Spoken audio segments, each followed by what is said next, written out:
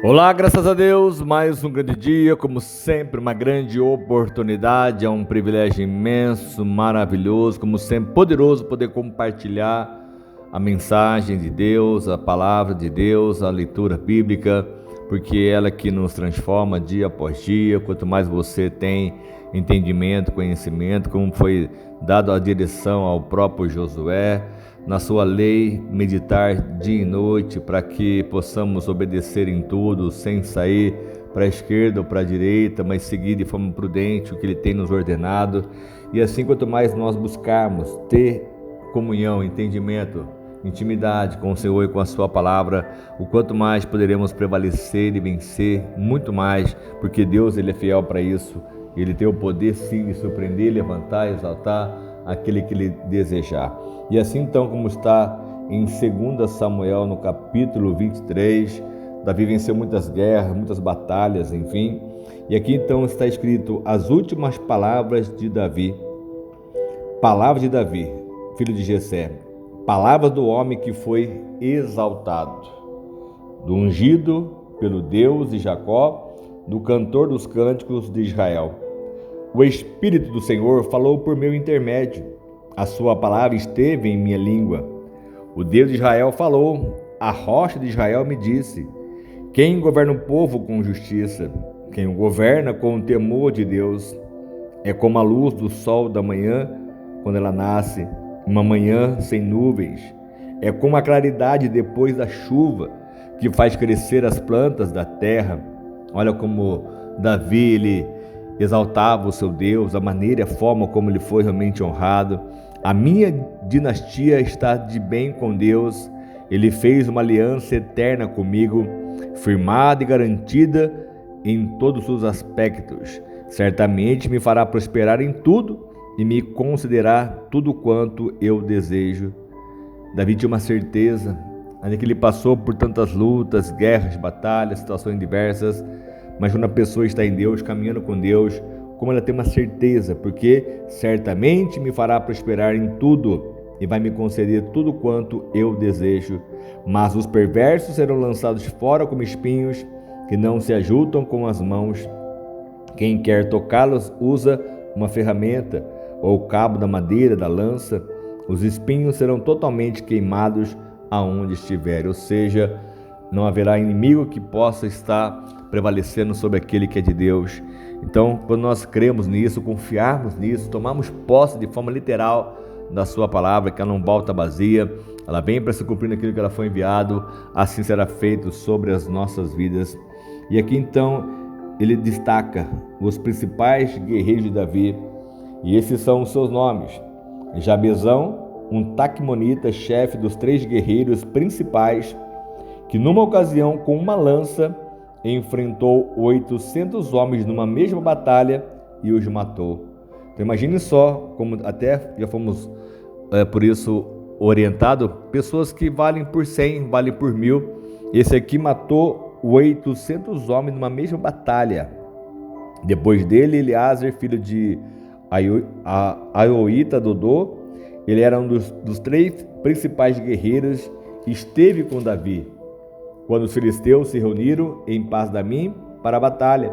Os israelitas recuaram, mas ele manteve a sua posição e feriu os filisteus até sua mão ficar dormente e grudar na espada. O Senhor concedeu uma grande vitória a Israel naquele dia, e o exército voltou para onde Eleazar estava, mas somente para saquear os mortos. Olha só que situação. Israel, os soldados começaram então a recuar, porque ficaram com medo, o medo impede que as pessoas possam prevalecer, mas este homem, ele fez a diferença, ele lutou bravamente, esse Eleazar, ele lutou bravamente até a sua mão ficar grudada à espada. Imagine a cãibra, enfim, ficou dormente e não conseguia soltar, abrir a mão, enfim, tanto que ele guerreou e que ele feriu tantos filisteus. Depois dele, Samar, filho de Agé de Arar, os filisteus reuniram-se em Leí, onde havia uma plantação de lentilha. O exército de Israel fugiu dos filisteus, Mas Samá tomou posição no meio da plantação, defendeu-a e derrotou os filisteus. E o Senhor concedeu uma grande vitória. Durante a colheita, 3 chefes do batalhão dos 30 foram encontrar Davi na caverna de Adulão, enquanto um grupo dos filisteus acampava no vale de Refaim. E estando Davi nessa fortaleza e o destacamento filisteu em Belém, Davi expressou este forte desejo: quem me dera que me trouxesse água da cisterna da porta de Belém. Olha só que essa passagem aqui, esse relato. Então aqueles 3 atravessaram o acampamento filisteu, tirou água da cisterna e a trouxe a Davi. Mas ele se recusou a beber. Em vez disso, derramou como oferta ao Senhor e disse: o Senhor me livre de beber desta água. Seria como beber o sangue dos que arriscaram a vida para trazê-la a mim. E Davi não bebeu daquela água. Tanto que foi a reverência, porque esses soldados tiveram um amor e assim uma lealdade para com o seu rei, que o desejo de tomar a água daquela cisterna assim foi colocado em prática. Foram e trouxeram a água daquela cisterna. E Davi então, com todo o seu amor e o seu temor, ele deu isso como oferta ao próprio Deus. Davi não bebeu daquela água. E assim esses guerreiros, a qual enfrentaram lutas, batalhas, guerras, ainda que sozinho muitas vezes, um feriu 800, como diz a Bíblia, o outro não fala a quantidade, mas feriu os filisteus até sua mão ficar dormente. O outro na plantação, lutando, guerreando, manteve-se na posição e defendeu, derrotou os filisteus. Então Deus dá grande vitória àqueles que mente perseveram, que lutam, que batalham. E assim foram esses os feitos dos 3 principais guerreiros: Abisai, irmão de Joabe e filho de Zeruia, era o chefe do batalhão dos 30, e certa ocasião com sua lança matou 300 homens, tornando-se tão famoso quanto os 3. Foi mais honrado que o batalhão dos 30 e tornou-se o chefe deles, mas nunca igualou-se aos 3 principais guerreiros. O Benaia, filho de Joada, era um corajoso soldado de Cabizeel, que realizou grandes feitos. Matou 2 dos melhores guerreiros de Moabe, e num dia de neve desceu num buraco e matou um leão. Também matou um egípcio de grande estatura. O egípcio tinha na mão uma lança, e Benaia o enfrentou com um cajado. Arrancou a lança da mão do egípcio e com ela o matou. Esses foram os grandes feitos de Benaia, filho de Joada, que também teve fama com os 3 principais guerreiros de Davi. Foi mais honrado que qualquer dos 30, mas nunca igualou-se aos 3. E Davi lhe deu o comando da sua guarda pessoal.